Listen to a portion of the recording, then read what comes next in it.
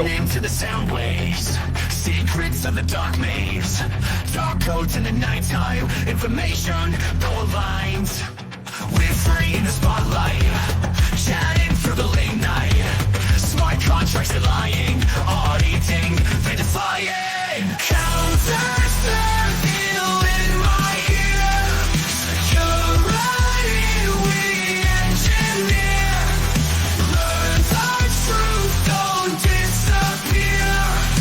Counters the feel, we're right here. Crypto dreams and data streams. Listen close, it's closer than it seems. Fix the flaws, see through the smog. Counter-serve will join the blast. Revic, gracious, flesh breathes hell. Delphi's fortress, none can shell. All key leads, girls take flight. In this flood she shines bright. Sledge and Hevek, Pentest crows. Dutchie's HEA networks, he knows. All key inspires the skills she shows. Crown strong shield, our defense grows. Sledge, Hevek, HDA, Delphi. All key blazing trails you'll see. Counter-serve you, we break the mold. Cyber guardians, fierce and bold. Mess with the best and die like the rest.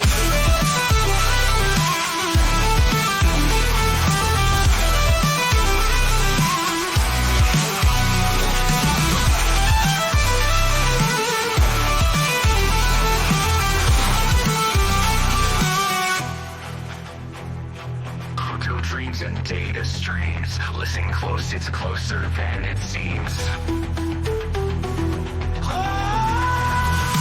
Crypto dreams and data streams. Listen close, it's closer than it seems. Explosive deep through the smoke. Counter-surveil, join the right here. Crypto dreams and data streams. Listen close, it's closer than it seems. Cross the see through the smoke. Counter-circle, join the Hevek, gracious, flesh brings hell. Delphi's fortress, none can sell. All key lead, girls take flight. In his process, he shines bright. Hevek, gracious, flesh brings hell. Delphi's fortress, none can shell. All key leads, girls take flight. In infosec, she shines bright. Sledge and Hevek, Pentest pros. Delphi's HEA networks, he knows. All key wires are still she shows. Crown cross shield, our defense grows. Clench, Val, Gage, Belchi, Ace, Delphi. I'll keep blazing trails, you'll see. Hello, and welcome to the Counter Surveil podcast. Today, we are joined by special guest Bobcat. He is here today because he knows a lot about all the water things that we are going to be talking about. So we're going to be bouncing some ideas off of him today while we talk about Project Franklin from the wonderful folks over at DEF CON. Delchai, why don't you give a high level of what this project is in your opinion, and we're all going to have a chance to chime in, but Delchai, you've had some great opinions so far, so why don't you start off? First of all, it's a great idea. With the right execution, it will help. It has one major flaw, and it has nothing to do with information security or securing our water or any of the attackers. It has to do with the fact of the one word that you will hear mentioned over and over and over again: volunteers. They want volunteers. They are reaching out to the hacker community for volunteers. And a volunteer, I mean, by definition, generally does not get paid. And we live in a society and a culture right now where there is a lot of people on the rough, trying to make ends meet, trying to make their bills, trying to stay above water. And I don't mean living in a McMansion with 3 Ferraris. I mean your broken down Toyota and the split level that you're running the basement out of, trying to survive. And you're asking for seasoned hackers who know what they're doing with years of experience to work for free for the government. Then this is, and then they're like, well, we don't have budgets for this and we don't have budgets for that. We'll send 1.71 gigawatts of money to Israel or to other countries. We'll send people in North Carolina $750 on a loan but we don't have any money to secure our water. And I think that's a major thing because I understand volunteering. I volunteered with the COVID-19 squad to help keep things safe and rolling during the COVID pandemic. So I understand, but I think that there's got to be a place in this for compensation, because you can't just reach out to the hacker community and grab the finest and the best of the best and say, oh, by the way, here's a sticker. Or, here's a piece of paper that said, I volunteered. What the opposite end of that is, you're also going to attract agent provocateurs, and you're going to attract people who are just going to get in there and to mess stuff up. To scare everybody down to your foundations. Imagine if they took on Gweeds. So I think it's a good idea, but I don't think it's ready to come out of the oven yet. They don't have a good vetting system. They don't have any compensation system. They don't really have a structure on how they're going to do it. All they know is that we're in deep trouble. And it comes back to, come all you hackers across the land, Uncle Sam needs a helping hand. He got himself in a big old jam protecting our water from China land. Well said. Sledge, what's your take on it? Your microphone's not working, my friend.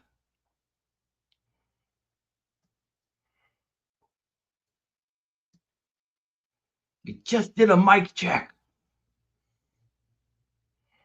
Just did it. You're muted still.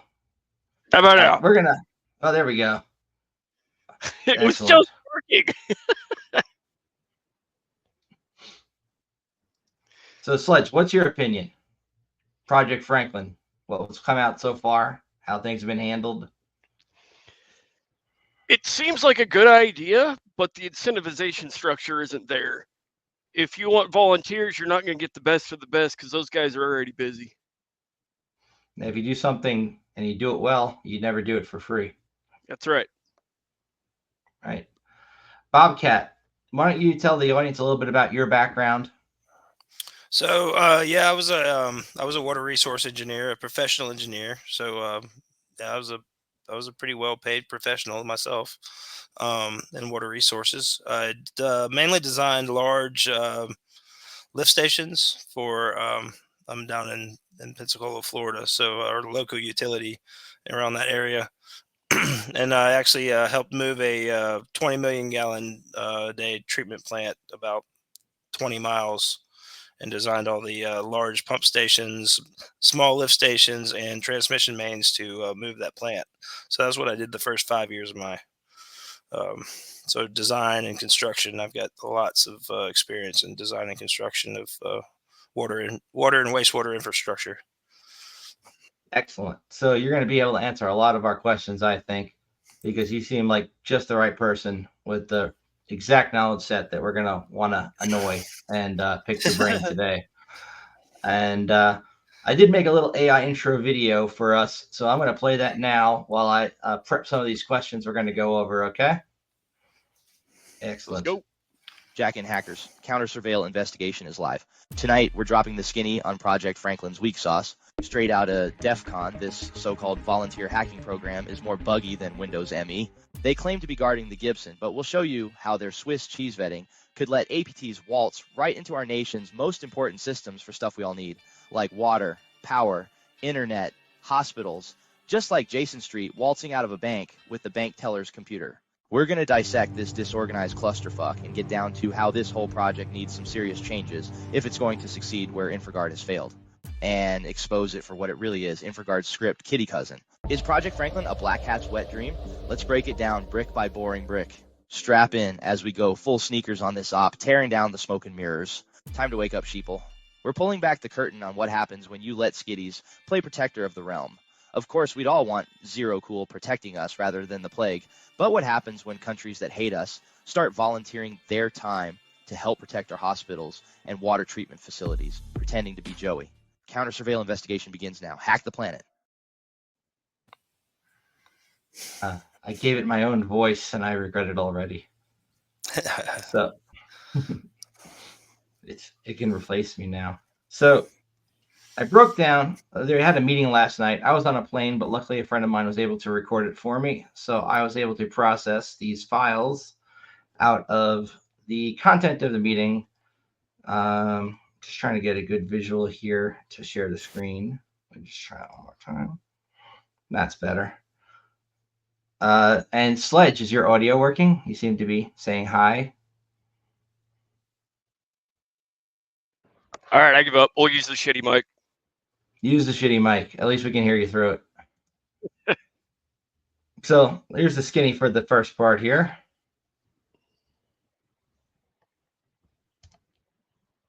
In the meantime, we really want everybody's help updating our collateral material and so on, like these phases and agreements. Okay, I'll pause there. I've gone on plenty long. Our circuit riders, our staff are water experts. They are retired operators, right? To run a water utility, you have to have a license through the state. A lot of the people that work for our organization have, 20, 30, 40 years of experience working in the water sector.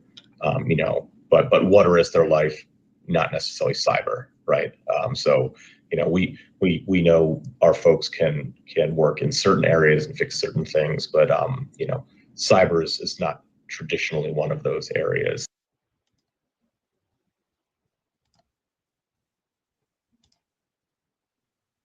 And so the idea is that we can leverage those connections to help identify water utilities that might be a potential good match for the cybersecurity services. Basically, the question was about whether we're going to have a unifying threat model to work off of. Oh, right. Right. I think based on the feedback from Jake, that it's different for every one of these, and that's why I was asking about sort of a maturity model. If you go in and somebody's asking you for multi-factor, or they want to make sure that can they segment their LAN, or tell us, how are we being attacked? Like, well, maybe you have unlicensed old software. What I imagine happening is the maturity model will dictate the actions that you take, but the threats that the rural water systems are facing are pretty uniform. I mean, it's giant bots scanning, looking for vulnerabilities. It's targeted attacks against susceptible, municipalities that might have some sort of political impact, or ransomware. They determine they might have a budget. They might be near a military base. But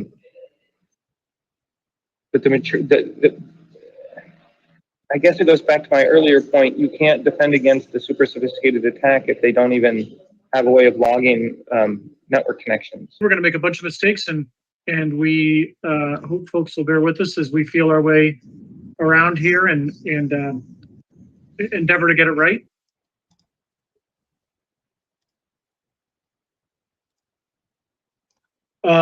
So what we advise the utilities and the volunteer is, in particular, at any point in which a volunteer is, ever touching a network or anything like that, that they go through whatever vetting and approval process the utility would have for any regular employee. So Delchai, that one particularly talks on what you're talking about, the lack of vetting. They're offloading it to the individual utility companies, and they already said a lot of them underfunded, understaffed, and don't have necessarily the money to pay somebody to help with these issues. So how do you feel about them then offloading the task of verifying that the person the government is sending you to help you with your shit is actually qualified to do so? Well, I also think that, of course, that's a problem. Number one. Number two, I don't think they're qualified to vet people either. I mean, God bless them for keeping us in water, okay? But your average water and power employee is not going to be able to spot a social engineer in 10 feet. Okay, they're not in a position to vet people. It's a guy like, well, I'm going to punch a hole in the firewall to protect your cybers and keep everything in place, and China won't be able to get in because I use PNP and you PNP, and you'll be fine and your cybers will be safe. And the guy will go, "You're our boy," and they'll pin a medal on him just like they did to Arlo Guthrie, and we'll be boned. I mean, I don't see the preparedness here. I don't see the forward thinking. I don't see the what ifs that what they're doing to save us is almost as dangerous as what's attacking us in the first place. And what if they just hire or let some random guy off the street work on their systems? Maybe it could even make things worse. Well, that's the other thing too. We asked them about liability, and they were like, "Huh?" And Can I give you Like, my take? they hire your average college graduate. He goes there and sees they're running a bunch of Windows XP systems, right? First thing he does is tell them, "You can't run this. You guys got to get up to Windows 7." And he goes and gets them. No, sorry, Windows 7. I don't know where that came from. Windows 10. And you're to 11, 10. You got to upgrade all these workstations to that. And then all the software that they use and rely on that won't run on that. And that's the reason they were on the shitty old OS in the first place. Is like. Well, you did say college graduate, and most college graduates think Windows 7 is the latest version of Windows. That's because that's what the college is can afford. I worked with two college graduates, one with a BA, one with an MA, and neither one of them knew what DNS was when I asked them. To be fair, Windows 7 was the best. It was pretty damn good. So some black hat's going to get paid to volunteer. The other thing is too, you're forgetting one thing that they didn't even bring up, which is legacy systems. Yep. There are a lot of water control systems that are so ancient that you have to use VNC in order to remotely control them. You remember about VNC? We're talking more like connecting to it with a serial cable and freaking doing a telnet session or some shit like that. Like you're talking old school console access for some of these things. 2 or 3 years ago, there was an incident where they were using VNC to control a water pump facility. And they, had a password that was, let's say, less than robust. And, a skitty got right into it, like in 5 minutes. Mm-hmm. Yeah, you could just find that crap on Shodan. A lot of them are cellular as well. Yep. Same with trains. The thing is, cellular, at least you got some layer of abstraction there. Yeah, it's going to take something to go out there and scan a cellular network to look for remote control stuff. Now, open internet, anybody can go to Shodan or roll their own and just scan, whack, scan, whack, until you hit something. And, the thing is, these people, they're like, "Oh, yeah, well, we can put this on the internet." They don't even know what VPN means. They think VPN is the kind of microbrew they get on Friday night. And, they just leave these systems open, raw to the internet, and ouchie. So rather than just go through all the things that are going to be bad, maybe we can also brainstorm on some things, feedback that we can give them so that maybe they can improve. So if the model of we're going to send a volunteer who you're going to vet, even though we're sending them to you, doesn't seem like it's going to work. Maybe some user education and training, a standardized platform. And this gentleman here, I believe, was bringing up the need for standards and was kind of shot down in the questions because they said, well, every water treatment plan is different. No two are the same, so you can't secure them the same way. Bobcat, you've worked on a lot of them. Are there any similarities in them, or are they all just completely different? I would say a lot of them are, I don't know. They're of course all different, but there's the most of the ones I worked in were operated using SCADA, using regular radio, and they had their own systems. So that's, I don't know. So those would be segmented from the regular network. It's going to be on its own little SCADA network. You wish. You wish. You like Aerosmith, don't you? Yeah. Dream on, dream on. SCADA is one of the things that most people go to for low-hanging fruit. Bobcat, even you've experienced that. Oh, yeah. Yeah. But breaking into radio-controlled SCADA stuff is about as difficult as, taking a Yesu and making the Burger King speaker go play at McDonald's. I mean, it's skitty play. Yeah. And it's not hard at all. And even in the worst case scenario, you could jam it.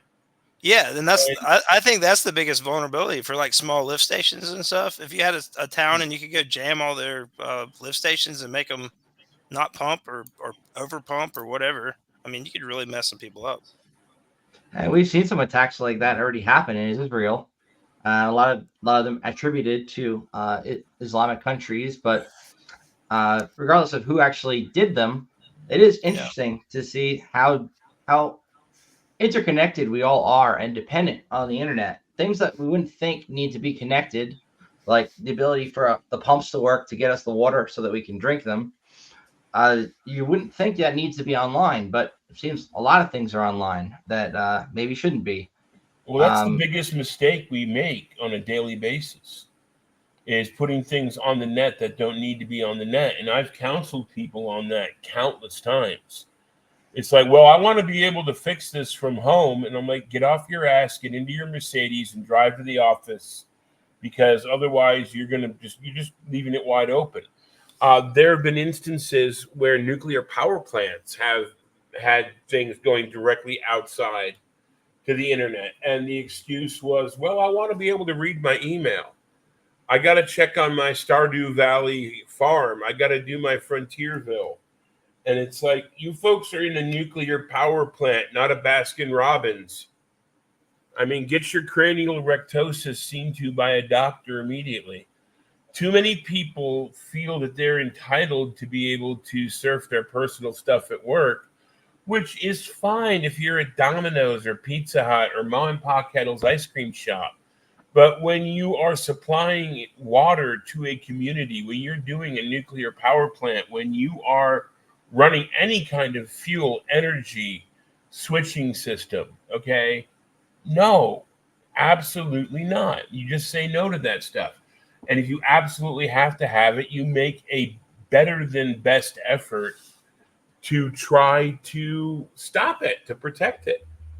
And you bring people in who know what the hell they're doing. Any one of us in this room right now has the capacity to do a better job than anyone they have hired at the moment. Okay. Well, let's see. I want to play this next video and get your opinion on it too. Are they able to operate? Because they're constrained by a budget too, right? Because they're, it's not free, but a lot of small utilities or, public utilities or private utilities have different models. So I don't know that there's one maturity model there. It's like I said, it's more of a measurement of how they deliver what they need to, which is potable water, right? If that makes sense. Bobcat, that seemed true based on your experience? Yeah, pretty much. My mind goes towards how the government always says, we're going to invest in infrastructure. Are they even looking at things like this? Very little as far as attacks. I would say they're more or less just wanting to function. I mean, yeah. My question that I posed to these people during the call, which they completely either ignored or decided they were too scared to address. I want to take you back in hacker history. So let's go into the Wayback Machine a couple of decades, okay? When Loft Heavy Industries stood tall before Congress and told them that this kind of happiness is coming. And some people listened and some people didn't, and most people ignored it. And now here we are. And everyone's getting hacked. All this, all the quote unquote cybers are being compromised. Now, this was a crack team of people who knew what they were doing then. They know 10 times more now, and they were practically ignored by the government. So where's the beef? Where's the proof that this time when hackers stand up and tell you, where the bear shit in the buckwheat, are they going to actually pay attention? Are they going to take notice and do something? Or are they just going to say, well, we thank our esteemed colleagues for your time. And then, they reach over and they go, The accounting subdirector in the Gibson's working really hard. We got one person online, and the workload is enough for like 10 users. What the heck? I Where's think we that got a coming from? hacker. I think we got to. I thought somebody Yeah. was playing one of my sounds there. Not bad. Bravo. I think we got a hacker, and wow. And I understand the theory behind it, and God bless DT for coming up with this idea.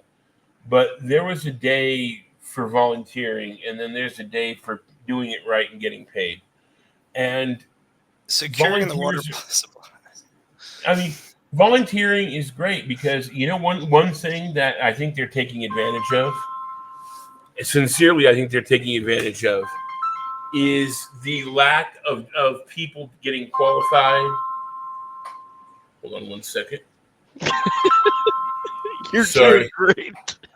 The lack of people who are getting qualified, people who can't afford certifications, they can't buy into the Ponzi scheme, right? Of certifications, and so they need experience. Remember the old loop? I can't get a job without experience, but how do I get experience without a job?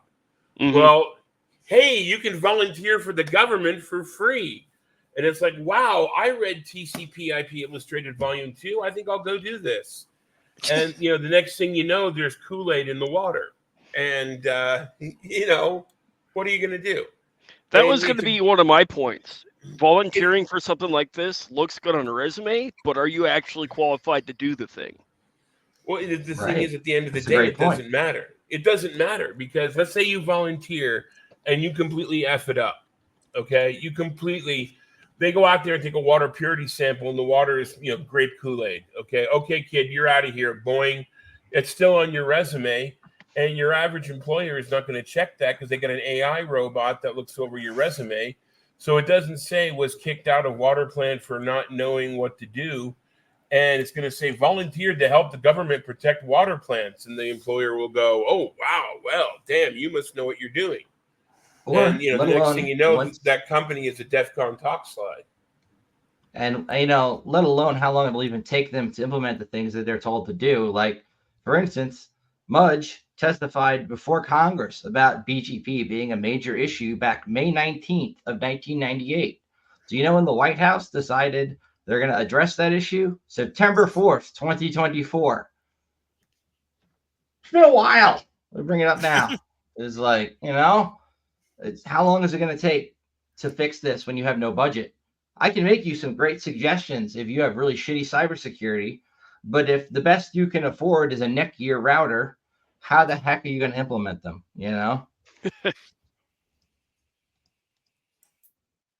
I digress. Very carefully. Very, very carefully. Sledge, have you ever had the privilege of doing a pen test on a utility company? No, I wish I have, and I've heard a lot of crazy stories. Like people walking into a nuclear plant, scared to even do a ping scan, thinking something's going to fall over and blow up. I can see that being a worry. I Because have a heard lot of some, them are still running XP and all that crap. Yeah, I mean, things fall over there. It's not good. You got to be extremely careful. And I think if they do develop a framework for as far as securing these things, finding a way of scanning these assets without knocking them over should be right up there. Bobcat, when you worked in these water facilities, did you ever come across really, really old systems, even for the time that you worked there? Oh yeah. They're all over the place. If it still works, they won't touch it. If it's still functional, they won't upgrade it. For the most And part. you and I have talked, and you seem to be fairly versed in the ways of the hacker, at least compared to your average Joe. How scary on like a scale of 1 to 10 is it when you think about what they have open to the internet, what they have behind that, and what could possibly be done if somebody were able to traverse that boundary? Yeah, I mean the vulnerabilities are definitely everywhere. I mean, at the most you have just you'll just get an alarm, like a local alarm.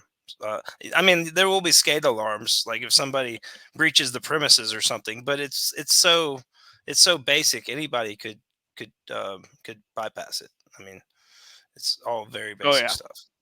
What if somebody hacks, say, a microcontroller that controls how much chlorine gets put into the water supply? Oh, It's yeah, already been done. overchlorinating.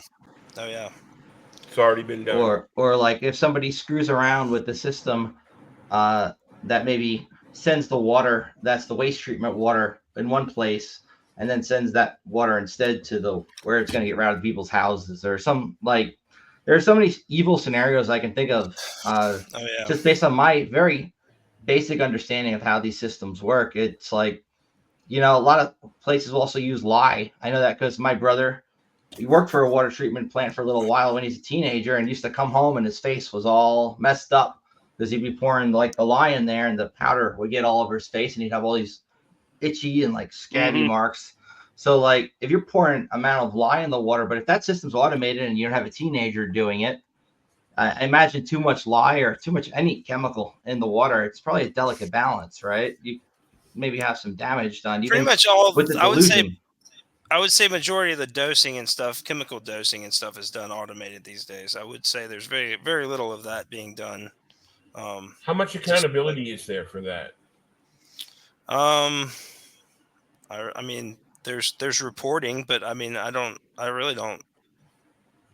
So let's say Junior Spaceman is sitting there working the lye machine or the the sodium bicarbonate machine or what have you, right? Mm-hmm. And they're just learning how, and they push the wrong button and they triple the amount for 20 minutes until the supervisor comes along and says, "What are you doing?" Smacks him upside the head and pushes him out of the way and fixes it.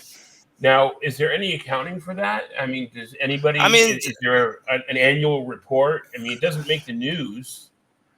No, definitely not. I mean, so you could completely you could completely, utterly F up a water system, and there'd be no accountability, and nobody would know about it. Now, if they can do that, imagine what they could do if they got hacked. Oh, You don't always see stories on the news saying water system got hacked unless they can make points. Okay, would they even know if they got hacked? Well, yeah, I mean, eventually they figure it out. But what I'm saying is, in a scenario where they get hacked and they figure out they've been hacked, are they going to admit it? Are there going to be a nightly news story? Because you know that the nightly news runs on Arbitron, right? Okay. It's butts and seats watching your show. So they're going to put on whatever they can get that will get them the most points or make the most money or get them the most click-throughs.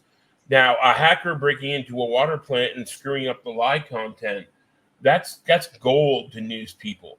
But you don't see it that often. You see one or two reports, and just like other government agencies, somebody makes a mistake on that level, and they just shove it under the carpet, and they say, oh, it didn't happen, or it was a minor incident, or they log it somewhere, and there's no public access outside of a FOIA to get those logs. And even if you got those logs from a FOIA, what are you going to do? Run around town and say, hey, look, I got this, and it'll be like the China syndrome. You know, no one's going to actually give a hoot in hell until they go to take a sip of tap water and, they grow an extra nose and one of their testicles falls off. No one's going to know. So, you've got no accountability. You've got no liability. Now you want to bring in volunteers from the hacker community, and God bless the hacker community. They're going to stand up and do their best. But, when it comes down to it, something bad is going to happen. It's going to happen. You know that it's already happened, and there are things you don't even know about yet that have happened. Delta, you talk to DT fairly frequently. Have you ever brought up any of this with him? Not really, because this is not something we normally talk about. And honestly, this is kind of a new thing. And again, great idea. And, tapping into the untapped potential of the hacker community instead of going, oh, you're the one responsible for buying a TV in Tijuana with my credit card, and you're just going to blow things up, and you just want to put dirty pictures on the LED sign. You're going to find that there are hackers that are qualified and ready to do this, and you're going to find hackers that are not qualified to play with a Game Boy. And there's no system in place yet to stop this. So this whole idea needs to go back into the oven and be baked for a little while longer. And when you pull it out, it'll be a wonderful set of chocolate chip brownies instead of a turd sandwich. You're gonna be in a better position. I think that we're being critical of this not because we want it to fail, because we want it to succeed. We want this to succeed. We want to be safe. We want our drinking water to not be full of bat guano, okay? But we want to do it right. And doing it right is usually not the bailiwick of the government. It's kind of like they're testing it live. Well said. Yeah. I mean, this is kind of thing that you don't just push to production, you know? It's like it's Without gotta a be thought budget. about. Yeah. But you know, I mean, what's the one most common thing amongst this industry, the infosec industry, is people running stuff in production without testing it first. Well, it's expensive to have a test bed. It's blah, blah, blah, blah, blah, blah, blah, blah. And then they wonder why they get hacked by the first kid who took too much Mountain Dew and, you know, Hot Pockets. And next thing you know, he's making smiley faces pop up on your computer. Bobcat, when you worked at all these plants, did you ever have somebody who was like the IT security guy, or was there always just like regular security? Oh yeah, there's always there's two sides to the electrical guys. Typically, there was the like the network guys, and then the actual like heavy like electrical. But yeah, some of them did both, but some of them were more like programmers and stuff. Okay. And were there any standards that you were aware of that they needed to follow as far as like security stuff for the computers? I was not really aware of their security standards, but I'm sure they had minimal standards. But I can't imagine them being very strict. I bet you they use those two magic words that gets everybody out of trouble when it comes to this sort of thing. Best effort. Yeah. Best practices. No, best effort. Best effort doesn't necessarily mean you apply the best practices. Yeah. God knows I have watched people wipe their asses with best practices and just go running out onto the internet because, you know, we don't got the time and money for this, or God forbid your C-level people are out on the golf course, you know, and they're not going, well, now, wait a minute, you know, we'll just buy security from somebody else. And that works. That's a great model. You go to somebody who knows what the F they're doing and you buy that service from them, and then you sleep at night. But you don't go out there and say, hey, who's got a kid who knows how to hack? Okay, kid, listen, I want you to sit down here and I want you to make sure nobody F's with the fluoride we're putting into the water, okay? Yeah, Ignore best effort that. is like, oops, I tried my best. I mean, you know, I'm a kid. What do you want from me? Oh, I didn't know you weren't supposed to push the button marked chemtrails. I'm sorry. Or you know what? You get some people that are volunteers, and if they get treated like a lot of people get treated when they're volunteering, okay, they'll be like, you know, hey, I don't like you anymore. You called me a dumb kid. I'm gonna go, you know, pour my light beer into the output water tank or something, and you know. Well, If that's you how really- Bud Light is made, anyways, right? Oh no, Bud Light is taken after the water's been purified. They just put it in the can and off it goes. unless you're drinking stuff like Coors, that's Rocky Mountain bottled water. That's different. That's like, you know, comes down the stream and all that. Doesn't have all that Bear Whiz in it. But you know, let me tell you, when it comes to stuff like this, okay. What's the holy grail of breaking into a SCADA system like this or any kind of control system? What's the holy grail? External or physical access. Okay, that's one that's a good one. Physical access is the holy grail. Now, what's the silver, not the gold grail, but the silver grail, is knowing the equipment, right? Yeah. And you know, being able to twunker and play with the equipment, right? Now, a lot of people believe, well, that's not going to happen because nobody can get their hands on that equipment. Okay? And let me tell you a little something. Hang on a second. Let me, there we go. How about this? That is a traffic light, a traffic signal controller. Yep. that you can buy on eBay for $75. Now you take that down to your hacker lab and you ponk that thing until it screams, and now you know what to do, and you haven't left the privacy of your home. You just go open up one of those boxes and, hey, I know what to do. Yep. I mean, when it comes to a lot of these fairly esoteric pieces of equipment that might be on site, I'm sure at this point the manuals for all of them are going to be online on like Manuals Lib or somewhere else where anybody could pull them down and read through them and understand what to do if they were so motivated and inclined. And you want to have some real fun? Party with this.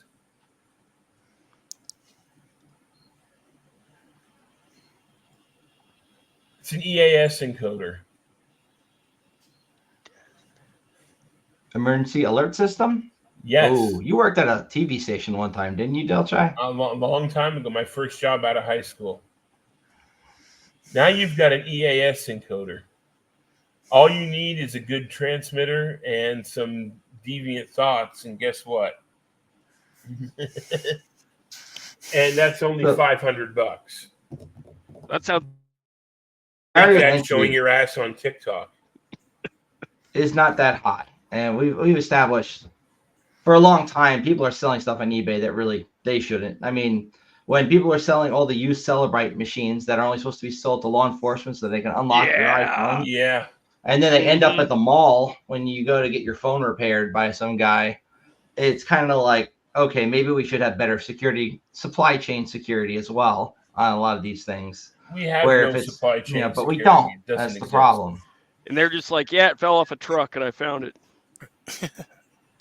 I mean, look, Tomcat, what's the most effed up thing you think somebody could do if they had access to all the computers in a water treatment facility? I guess just probably over, I don't know. Probably just blowing up the equipment so it was mechanically irreparable. So kind of like what we did with the USB drive drop attack that Israel did over against like the over Iranian rubbing nuclear motors enrichment or facilities. like Stuxnet. running. Stuxnet, yeah. Yep. Took me a minute to remember the name of that one. So yeah, I mean, if the water treatment equipment breaks in a town, right, and it's FUBAR, say there was an explosion in the plant, how long would it take, even if you had all the money to be able to fix that, to get that back up and running where people would have good water again? I mean, you're talking in some scenarios days to weeks, if not months. I mean, for some equipment, some large pumps, the lead time's 20 weeks, 26 weeks. I mean, it's you can't just get stuff overnight for these big treatment plants unless they have spares on site. A lot of them have spares on site, but still, if you break multiple things at once, they don't have enough spares. Are they customized enough to have spares, or do they have to like build one for each site? Like, is there any uniqueness for each site? Most of them have spares of everything on site, at least one. But like I said, if you break multiple pieces of the same equipment, then they're pretty much hosed. Mm-hmm. And not only that, but you have to also. I mean, I helped some folks do research on this a long time ago. Same thing applies with transformers. In some cases, you're looking at 8 to 12 weeks for a build, and then if the equipment is large and heavy enough, it can take up to a week to truck it to you. Yeah, just drain the oil out of a transformer. Yeah.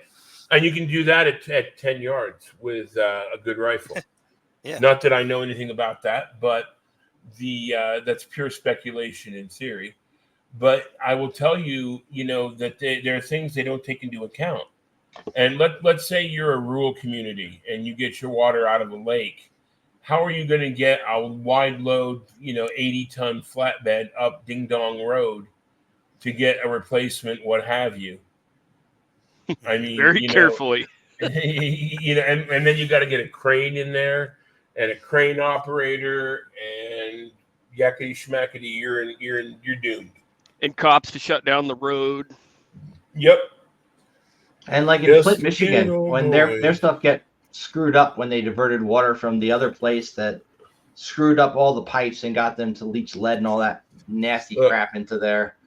I mean, perhaps there could be some similar thing an attacker could do from a water treatment plant to screw up the pipes as well. I mean, who knows what the limit is there? Maybe Bobcat does, but like, it's kind of scary to think what happened there. They just switched water sources and screwed everybody up, let alone when you're intentionally trying to screw stuff up.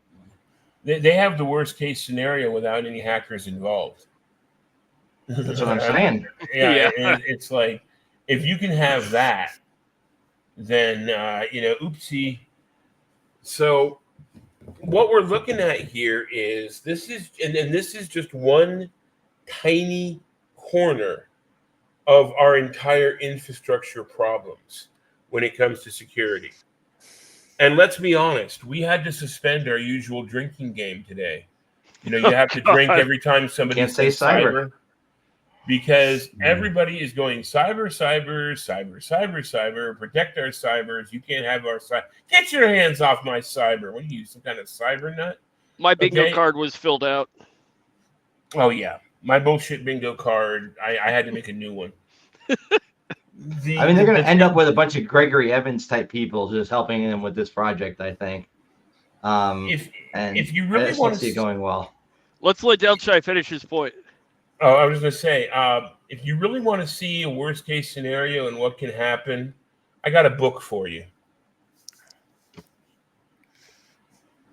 Go ahead and throw that up there. Grab a hold of this book and read it cover to cover, and you'll understand what we're talking about. That is Proteus by Morris West. Yes, and mind you, this was written back in the 60s and 70s, okay? And what's the overall theme? The overall theme is an individual person cooked up biotoxins at home, created a group of disaffected and upset people, and had a plan in place to poison a couple of hundred water plants at the drop of a hat. Huh. That's kind of relevant. And the thing is, his driving force was revenge, because his daughter and son-in-law had been held as political prisoners and were tortured and killed. And this guy was a billionaire and just said, screw it, I'm going to do this. What country does it take place in? United States. Interesting. The political torture and stuff happened outside in a fictional country, but the actual planning and attack happened in the United States. And it's not, it's good fiction, but it should make you wet your pants. Like 1984. Well, 1984 was being used as a playbook, and somebody ought to see to that. But if anyone ever used this book as a playbook, we would be in a bad way. Yep. I hear you, man. Now they just use weather. Oh, please. Bill That's a whole Gates' nother weather machines. But all these flooded plants, there's going to be equipment down. I mean, that's another vulnerability, of course. Is they're blaming it on the HAARP. Ooh, that is a good question. For Bobcat. And imagine if somebody broke in and started torturing with the HAARP and they don't even know what the hell they're doing. We'll just push buttons until it does something. Next thing you know, we got a Category 69 hurricane, barreling towards California, if you believe that theory. I was going to ask Bobcat about the hurricanes. Is FEMA doing anything, or what do you think they're doing on the ground about the water treatment plants during all this? I mean, I have no idea, man. I imagine it's just a total shit show, literally. They're doing two basic things: jack and shit. That's what I figured. The videos that you see coming out from individual people in the North Carolina area, not on the news media, the people who are just in their backyard with a camera going, look at this shit, okay? They interviewed some truck drivers, and the truck drivers said that one of the most suspicious things they're seeing right now is that under normal conditions in a disaster like this, their load boards, like the bulletin boards they use to pick up loads, to drive things around, are crammed full of, we need relief supplies to go here, we need relief supplies to go there. And they showed the load board and there was nothing. Nobody was hauling supplies. Nobody was doing anything. Now, before people start jumping up and screaming, yes, there's no hard validation of that. You're going to have to do a little bit of your own legwork. I did some legwork, and I found most of it to be true. The other thing that FEMA is doing, which has been confirmed, is that people are complaining about the fact that all the relief they're giving to people is $750. Yep. And that's bad enough in and of itself. If you read the fine print before you get your $750, they tell you it's a loan. And you have 1 year. You have 1 year to pay it back, or else they will take your land. That's a whole other conversation there. Yeah, But, Yeah, you we know, want to avoid too much political, If- pure politics. We want to stick more to InfoSec. But If FEMA I is appreciate doing you bringing that, it up. if FEMA is doing that for disaster relief, can you imagine what they're doing for water plants? nothing. I'll bet you they haven't even declared it an emergency. They probably haven't even thought of it. If somewhere stinks, there might be some guys in Tyvek suits with some disinfectant. But yeah, that'd be the extent of it. Put And more usually chlorine. they're the demo suits, right? Not the real ones, because you got to save money. Yeah. You laugh. I bought one of those training Tyvek suits, with the hood and everything, and wore it to a nightclub in New York once. Nice. So, what are your thoughts about volunteer cybersecurity experts working alongside water treatment staff? Bobcat, do you think that kind of arrangement would work well? I don't see how you could do anything with like this without a budget. It doesn't make sense to me. But Assume that on the the other- plant itself had a budget. Do you think they should spend that money on what a volunteer recommends to them, or maybe just hire a CISO who would actually secure things, or like get a team? Okay, hold on. When was the last time you saw a CISO that actually secured anything but a tea time? All right, let's. I agree with you, but let's keep the politics. I'm being honest here. Who are you going to hire? Who are you going to call? I think if this were to be done correctly, it should be like sponsored by somebody like the Rural Water Association or something, and they should do They their are own involved, vetting. but they're not, coughing up any money.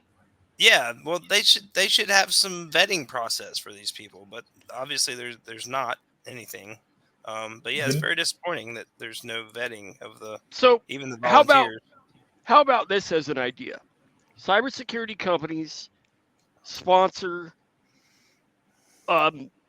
volunteers, but pay them as kind of like a volunteer aspect, but For a call it an tax write-off. internship.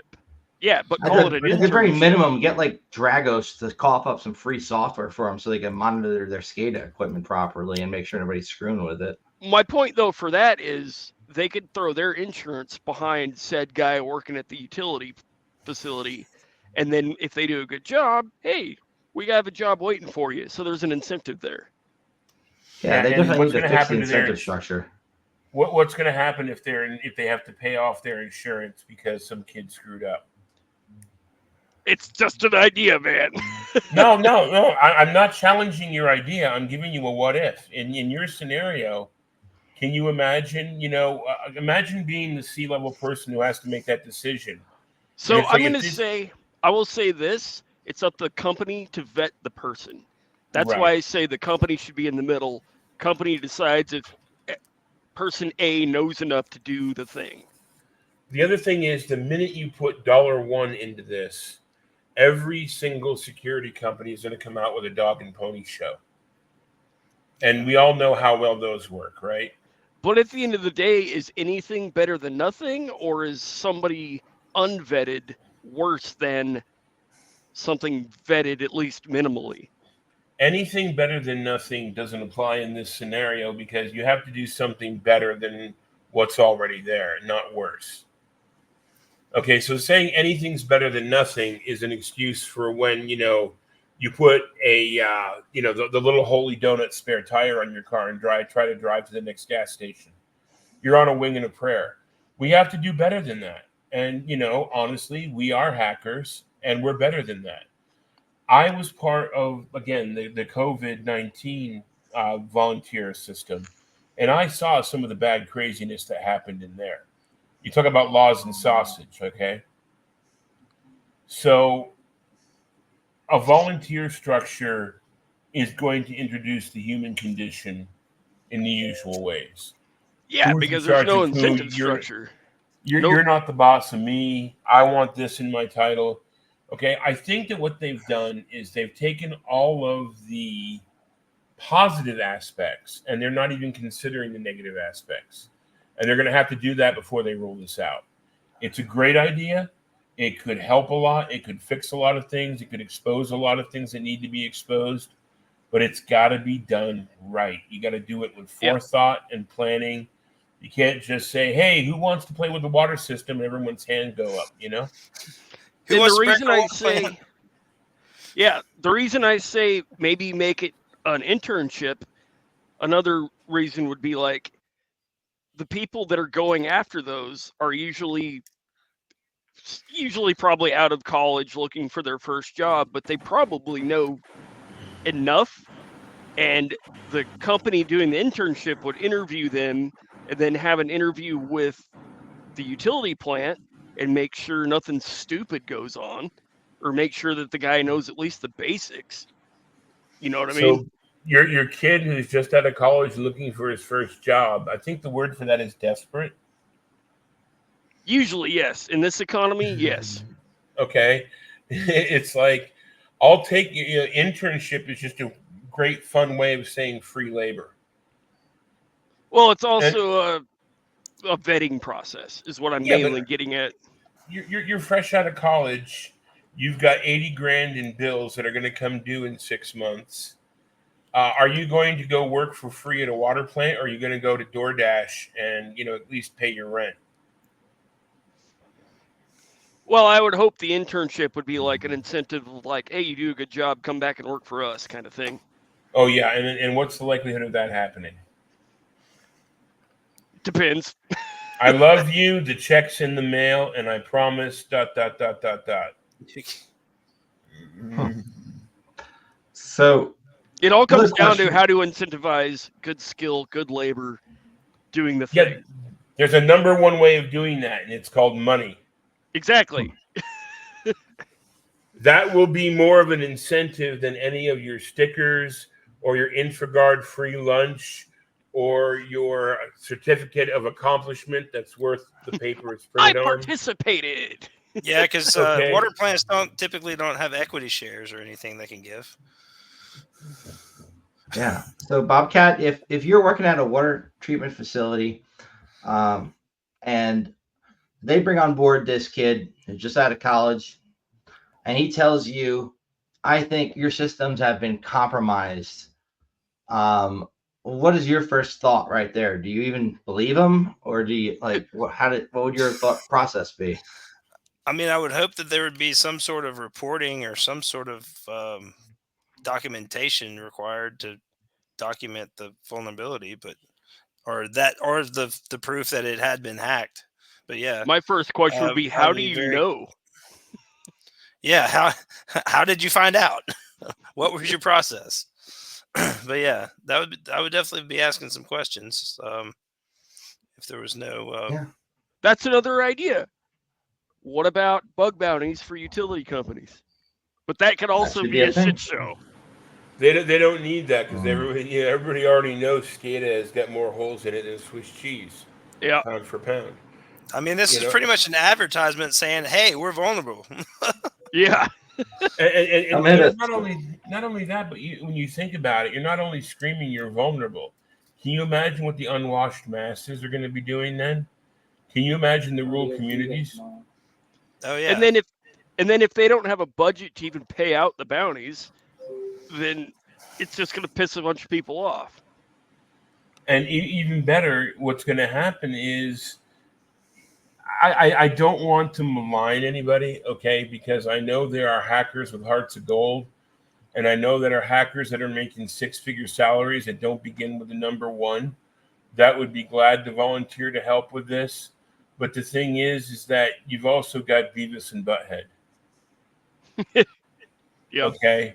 And when you see Beavis and Butthead go into space, when they go to space camp, and it's like, oh, what's this button do? Yank, yank, yank, yank, yank, yank, right? You're going to end up exposing the problems that we already know. Okay, there are nation-state actors that already know that our infrastructure is full of holes. Okay, and let's talk 0 day. Okay, let's say your hacker finds a way into your water plant and can totally F up your water plant 6 ways from Sunday, and they don't. They sit on it for when the day comes that they get upset because they know that the sequel to The Crow was a piece of shit, or they sell it to somebody, or their girlfriend breaks up with them, their boyfriend breaks up with them, or mom and dad get divorced, or you don't get a Wii for Christmas. Okay, and then it's like, I'm really pissed off, and they drink a case of wine coolers. Instead of the Switch, you get a Cisco box. Yeah, exactly. I would have loved that. A responsible disclosure program tailored specifically towards these utility companies, where if somebody finds something, there could be a responsible middle person. It could even be Project Franklin that then will bring it to that company, bring it to the water treatment facility, and let them know what was found and try and help them remediate it. Would probably be a better model, at least. Because now I think even if somebody finds something on Shodan, they might be too afraid to report it because they might think it's government stuff. I'm not going to admit to even looking at it, But if they were to at least open the door to the bug bounty side of things, I think it might be beneficial as well. The problem with remediation comes down to budget. Like, who are you going to pay to fix it? Right. And how are they going to get that money to fix it? Well, guess what? There's 2 words you got for that, and it's the words that nobody likes. Tax increases. Well, rate increases, more than likely. Rate increases even more. Well, we're not talking about NV Energy here. Well, I mean, water rates increase. Yep. I mean, yeah. But I mean, usually water is not increased. I mean, I don't want to speak out of line here, but usually water rate increases are based on sanity, where electric rates are based on bonuses. Yeah. Well, I'm saying when the bonuses. I'm just saying when the utility needs more money, they'll up the rates. Is what I'm saying. Yeah. Yeah. And our people, and then the thing is, graft comes in as soon as you hit that button. Mm-hmm. Okay, how much of the money that you raise that's intended to protect the cybers is going to actually end up doing that, not in somebody's pocket? Or some company that takes 90% of it and doesn't do anything, which we've seen happen. Yeah. And let's say the big U word, okay? What if, and Bobcat, you could probably answer this better than I can, what if the waterworks is a union shop? Fortunately, I didn't have much. I was in the South. I didn't have much work with unions, but I don't have much experience with that. My man. A union is not going to let a volunteer come in and push the buttons. Yeah, but is some of this, and I know American Waterworks was hacked in the last week. I know that was in the news. That happened while we were on the call. Oh, did it? Okay. The announcement. Yeah. Remember that right in the middle of the call? It's like, hey, guess what? Just got plopped. But yeah, I mean, they're huge. They're a huge provider. Do you know anything about that? Waterworks hack, huh? Wonder what happened there. It was their billing that was hacked, I believe, but still. Yeah, it was happened in October. They just American Waterworks, largest regulated, October 3rd, water and wastewater utility company discovered a cyber attack on its networks. Key details being they provide service to over 14 million people in 14 states and 18 military installations. They believe that its water and wastewater facilities and operations were not negatively impacted by the incident. They took protective measures, including shutting down affected systems, disconnected and deactivated devices associated with the attack, and their customer portal was taken offline, meaning that billing services are temporarily suspended. So at the end of the day, they're not able to collect the money from the people. It seems to be the major thing, and also they're gonna have to rebuild some stuff internally. But this kind of thing's terrifying. I mean, these nation states that don't like us going after critical infrastructure. I mean, there's things you kind of need to live and survive. Water being one of the really big ones. You know, going after our food's a whole nother thing. But when these things happen, as an engineer who's worked in these places, what do you think, besides the cybersecurity stuff, could actually be done better? Like, do they do regular maintenance checks? Are things replaced fairly frequently? Like, if they have to do other stuff better, what should they all be doing better? You're talking about PMCS. That's the catchphrase you want. PNCS. I want that stand preventative maintenance checks and services. Mm-hmm. Do they do those regularly? The larger utilities that I work with were pretty good about maintenance, but when they have the budget, but the smaller, your smaller utilities may not have a very large maintenance budget. And I guess that's mainly what we're talking about here is the rural utilities more so. How expensive are these things to maintain? Like millions, hundreds of thousands? I mean, your average, I mean, a pump is at least probably $10,000 to replace a small pump. I mean, you're talking pretty expensive stuff. And you usually have redundancy too, so you're not just replacing one thing. That doesn't seem like much for being taxpayer money. Well, I'm just saying that you have hundreds and thousands. Some systems have thousands of pumps in the system. So okay, that's fair. Okay, yeah. How often do you know sysadmins to check their patch levels or update their firewall signatures? Okay, I have. Yeah, that's a little outside. I think is scope. Yeah, that's a little outside my scope, but. Oh no, I'm sorry. It's not outside of your scope. I'm sorry, maybe, but the thing is, it's the same issue. Yeah. How many people do you know have signed off saying, "Oh yeah, this firewall is up to date," when it's not? Same thing goes with maintenance records. A lot of times they're like, "No, man, the game's on. We got to get out of here and get down to the bar. Check. You know, so you got to take the human condition into account as well. Mm-hmm. And we've seen a couple other. Oh, go ahead. We kind of sort of touched on it, but now I'm curious. Do you guys actually have like sysadmins at these facilities? Or do you what do you mean by that? I'm sorry. Computer guy. Like a dedicated guy to maintain the computer systems. Oh yeah, typically there's a dedicated IT guy, but usually it's only one or two people that really know how the network works. Mm-hmm. It's a very very thin margin of people. And a lot of them don't, I imagine, even have monitoring set up for the network equipment, because I mean that's a pretty expensive thing to do properly. Mm-hmm. And we're seeing a couple of attacks recently on water treatment plants. One was in Muleshoe, Texas, back in January. Those were the Russians, supposedly. You know, threat attribution being more of an art than a science. They let a water tank to overflow, and that was linked to the Sandworm group from Russia's military. And then Kansas had to switch over to manual operations following a cyber attack. They didn't release the details of what happened. And multiple Texas towns in early 2024 had different cyber attacks that caused water systems to overflow. Part of a series of attacks on smaller utilities throughout the states. And it seems there are these ongoing threats that CISA is constantly talking about. There's active exploitation of internet-facing operational technology and industrial control systems. And they're specifically targeting water and wastewater systems. Even Iran and China in 2023 attacked dozens of targets that were water treatment facilities in the U.S. And obviously, there's a lot of concern about this. And CISA and all these people are spinning their hats, trying to figure out how to solve the problem. And I imagine somebody at DEF CON, maybe Jeff, thought, hey, we could fix that. But Let's stick the community on it and see what happens.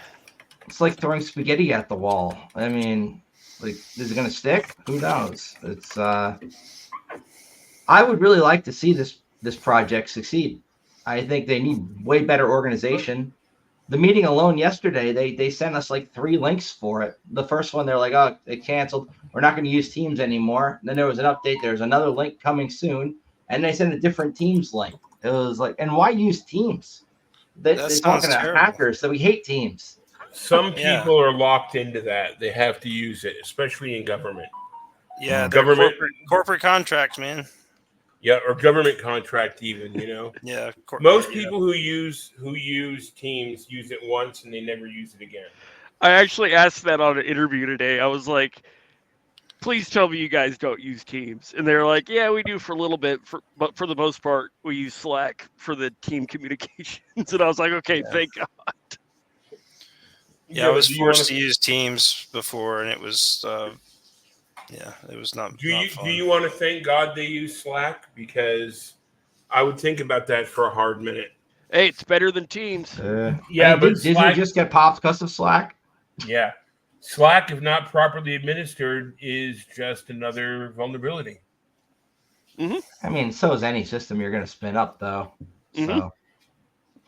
Well, and the thing is that there's track record there, okay? There's track record there. I mean, I was looking at replacing a Discord with a Matrix, and my God, the administrative workload on taking care of a Matrix server could be somebody's full-time job, and that's just a chat server. We just need to go back to IRC. You know, things were good back then. Yeah, I like those days. Cloud IRC is pretty cool. I'm going to plug that real quick. Which one?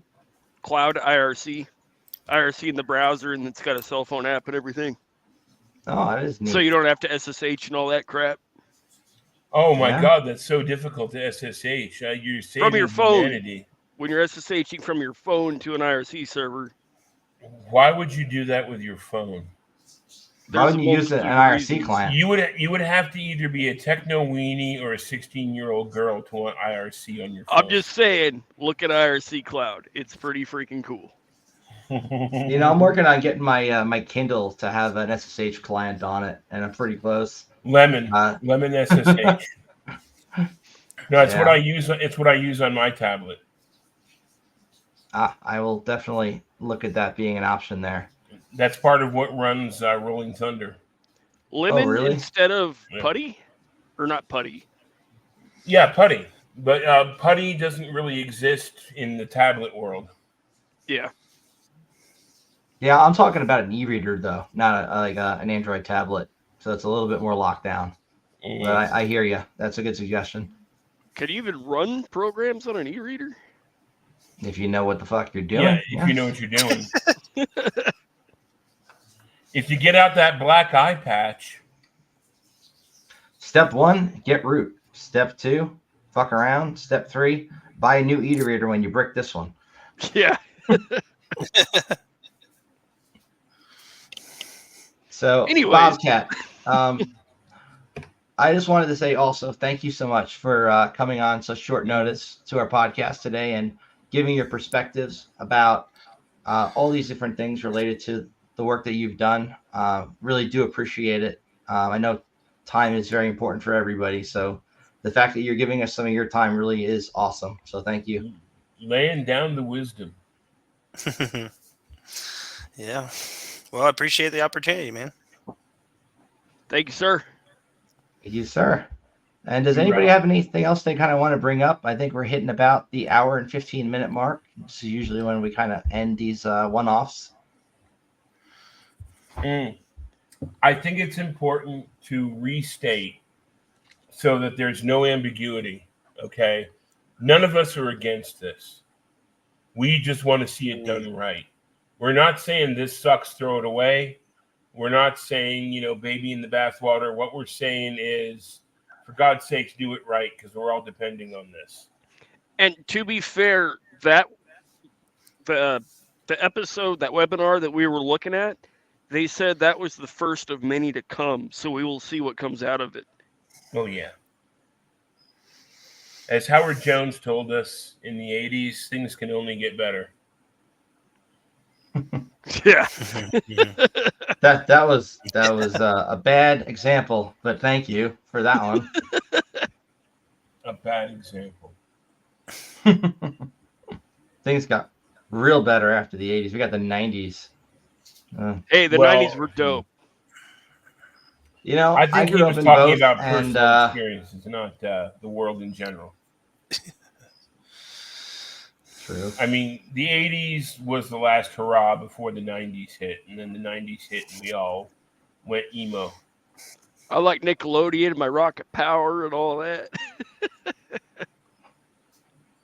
I mean, if there's one good thing that came out of that borderline era between the 80s and the 90s, it was this. I hear you. So I'm going to play our little outro here. And once again, thank you all for coming. And thank you, all of those of you who tuned in. We appreciate you. And have a great night. Whatever that was. Trogdor strikes again! I don't think people understand how awesome you are. Thanks for tuning in to this week's Counter Surveil podcast on Iron Geek. We really appreciate you spending time with us. Remember, your dedication to cybersecurity helps keep the digital world safe. So, thank you for watching, and have a wonderful rest of your week. Stay safe out there, keep your firewalls sturdy, and don't forget to hack the planet. Catch you in the next episode. Yo.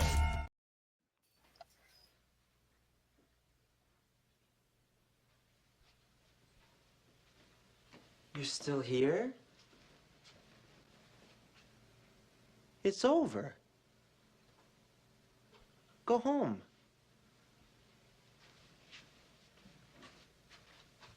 Go.